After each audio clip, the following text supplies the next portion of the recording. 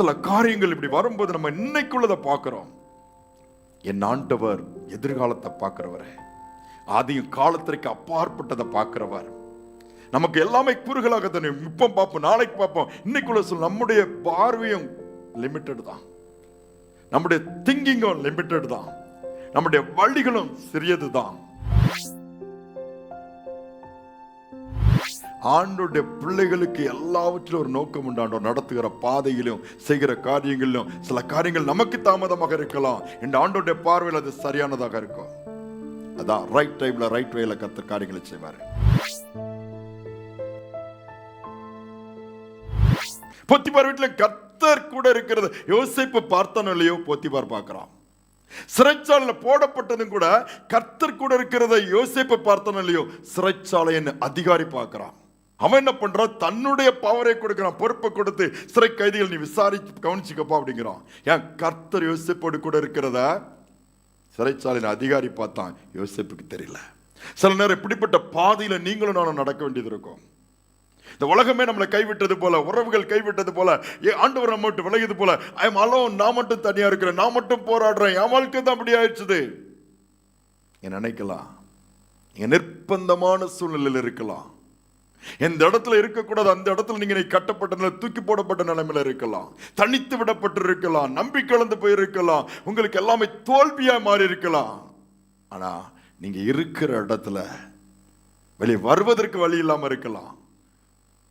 ஆண்டவர் சொன்ன வாக்கு நிறைவேறுவதற்கும் வாய்ப்பே இல்லாம இருக்கலாம். ஆனா கர்த்தர் உங்களோட கூட இருக்கிறத கூட இருக்கிறவங்க பார்ப்பாங்க.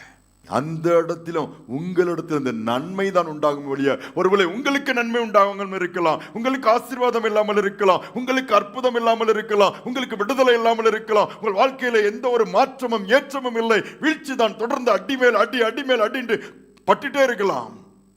ஆண்டவர் ஒரே ஒன்று சொல்ல, தாங்க பலன் கொடுப்பாரு, பக்கத்துல தான் இருப்பாரு, ஆனா அமைதியா இருப்பாரு. ஏன்னா டைம் வரல, குறித்த காலம் வரல, குறித்த நேரம் வரல. அதான் ஒன்றும் சொல்ல மாட்டாரு, அவர் பதற்றப்பட மாட்டாரு, நீ புலம்புனதும் பார்த்துட்டே தான் இருப்பாரு. அவருக்கு தெரியும் என் மகனை எப்போ உயர்த்தணும், அவருக்கு தெரியும் என் மகளை எப்போ உயர்த்தணும், அவருக்கு தெரியும் என் பிள்ளைகளோட கூட இருந்து நான் எப்போ காரியங்களை செய்யணும், எப்போ யுத்தம் பண்ணணும், எப்போ எழுந்திருக்கணும். ஆண்டவருக்கு தெரியும்.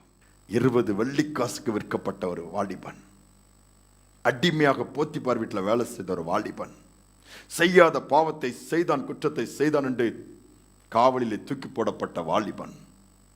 என் ஆண்டவர் வைத்த திட்டத்தை யாரும் உடைக்க முடியல. டைம் வந்துச்சுனே தூக்கி வச்சாரு. எல்லாம் தோல்விகள் தான்.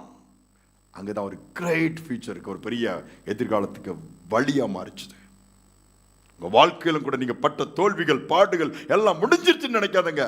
It's a new beginning for your great future.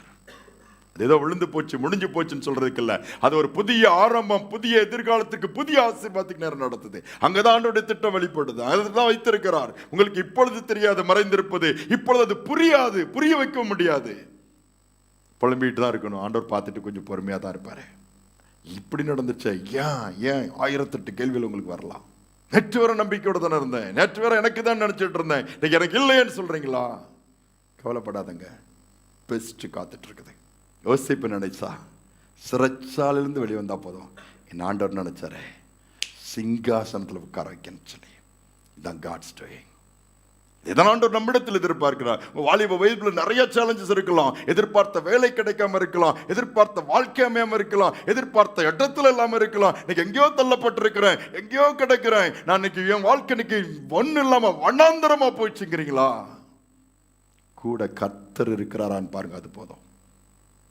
வேற எதுவுமே இருக்காது. அப்படிதான் அவர் கொண்டு போவாரு. ஆனா அவர் இருக்கிறதுனால யாரும் எட்ட முடியாத உயரத்துல கொண்டு போய் வைப்பாரு. அவருடைய செயல் அதுதான்.